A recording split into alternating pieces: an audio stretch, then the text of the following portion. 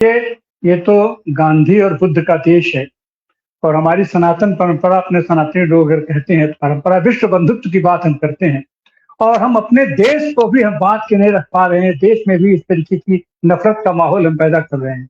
इसके लिए जो फुटकर बातें होती है, ये संगठन, सवाल ये है कि आप उसका झाड़ झंखाड़ काटने से काम नहीं चलने वाला है, डाली और पत्ते नोचने से काम नहीं चलने वाला है। जो इसका जड़ है, जो इसका मूल है, जो इसका मूल वृक्ष है, उस पर प्रहार करने की जरूरत है। और उस मूल वृक्ष की जो एक राजनीतिक शाखा है, वो राजनीतिक शाखा आज की तारीख में सारे कानूनों को अपना संरक्षण कर रही है, पूरा सत्ता उसके हाथ में है। तो या तो वह जो मूल है वो स्वीकार करे, इनको दंडित करे, जो कि द्वंद्व वहां पर भी शुरू है। लेकिन अगर वो इनको दंडित नहीं करती है तो आवश्यकता आज है कि उस मूल जड़ पर प्रहार करने की आवश्यकता है। अगर वो जड़ जब तक नहीं सूखेगी, जब तक वो मूल वृक्ष नहीं सूखेगा, तब तक इसका समाधान नहीं निकल पाएगा। और उसके लिए संवैधानिक तरीका है, हम लोग संविधान को मानने वाले हैं। संवैधानिक तरीका है कि संवैधानिक तरीके से ही उनके ऊपर एक्शन लिया जा सकता है। कानून बना देने में क्या, कानून तो हमारे पास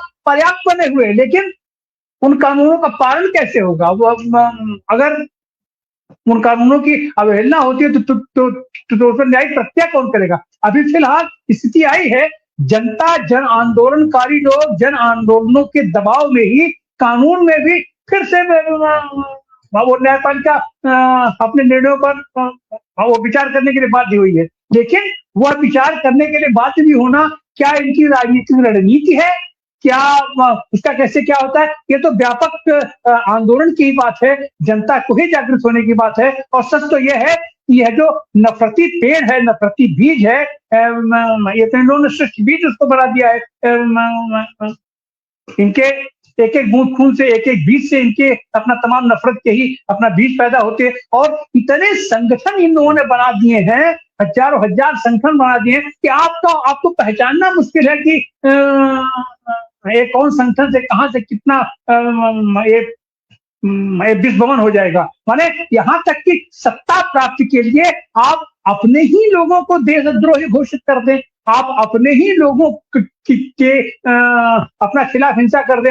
अपनी ही सरकार के संरक्षण में मणिपुर में क्या हुआ? इन्हीं की सरकार थी, इन्हीं के सरकार के माने अपने ही विधायकों का आप उत्पीड़न करते हैं। तो ऐसी मानसिकता को तो जड़ से समाप्त करने के लिए जरूरी है कि ऐसा वो जो नफरती बीज है, नफरती पेड़ है, उसके ऊपर प्रहार किया जाए। और उस वृक्ष और पेड़ की भी जरूरत है कि आप जो लंबी लंबी बातें बोलते हो, विश्व बंधुत्व और क्या क्या आप नारा देते हो, तो उसके खिलाफ भी अगर कोई जाता है तो आप उसके ऊपर एक्शन लोगे कि नहीं लोगे? अगर आप उसके ऊपर एक्शन नहीं लेते हो, अगर आप उसके ऊपर प्रतिबंधित नहीं करते हो, अगर आप उसके माध्यम से भी आपके सत्ता सुख में आप जो ये निमग्न रहते हो, तो जनता की ये जिम्मेदारी बनती है कि ऐसे सारे सत्ताओं को अपने स्तर से दंडित करने का काम करे। और जब तक ऐसा नहीं होगा तब तक देश में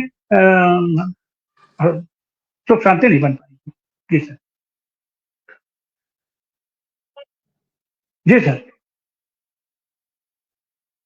आप सारे साथी आए, ऐसे गंभीर मुद्दे पर अपना विचार विमर्श हुआ और निश्चित रूप से बहुत बहुत शुक्रिया आपका तिवारी जी। असल में जो आपने कहा कि बीज खत्म करना, तो बीज तो सत्ता है, सत्ता है, इसलिए सब कुछ चल रहा है, उसको संरक्षण उसे मिल रहा है। हम जी, उसका बीज सत्ता नहीं है, उसकी बीज वो वैचारिकी है, वो संगठन विशेष है, उसका बीज सत्ता का तो उसको संरक्षण है। और सत्ता भी उसका कहीं ना कहीं से अंग बन गई है, पार्ट बन गई है। जो उसकी राजनीतिक शाखा है, उस राजनीतिक शाखा उसको संरक्षण दे रही है। और ऐसी हालत में इन सारे लोगों को पहचान करके और जो मूल है उसका, जो उसका बीज बना हुआ है अपने आप को, उसको आज की तारीख में नष्ट करने की आवश्यकता है। और नहीं तो भारतीय संस्कृति, भारतीय सभ्यता, भारतीय परंपरा, भारतीयता के ये नाम पर जो